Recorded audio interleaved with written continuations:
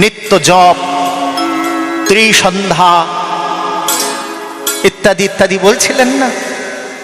যাই করো, হৃদয় মন্দিরে গুরু তোমায় মন্দিরটা প্রতিষ্ঠা করে ঠাকুর পেতে দিয়েছে, যে ও ঠাকুরকে খাওয়াবে না। ওর খাদ্য কি? তোমায় ভাবতে হবে, খালি নিরন্তর ভাবতে হবে। প্রেম আসে না কেন? স্মৃতি দুর্বল বলে। গুরুদেব আমার আসেই না। গোপাল রয়েছে, গোপাল ভক্তি টক্তি আসছে না, কিছু আসছে না। কেন আসে না জানো? ভুলে বসে আছো, তাই আসে না। নিজের মেয়েকে, নিজের ছেলেকে তো বেশ ভালোবাসতে পারছো, যখন যেখানে যাচ্ছ কিনতে ইচ্ছা করছে তো।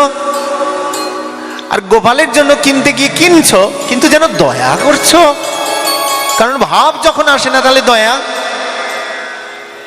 আর যখন ভাব আসবে তখন দীনতা সহকারে, প্রভু যা দিয়েছি তাতেও বোধহয় সারা শশাগড়া পৃথিবী যদি তোমায় ধরে দিই তাহলেও বোধহয় দেওয়া হলো না।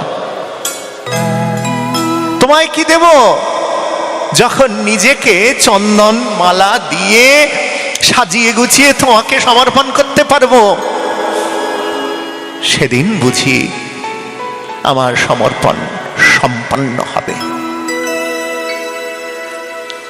দিতে পারি না বলেই তো লুচি, পরি, কচুরি, সিঙ্গারা এগুলো সব গোপাল গোবিন্দদের দিচ্ছি।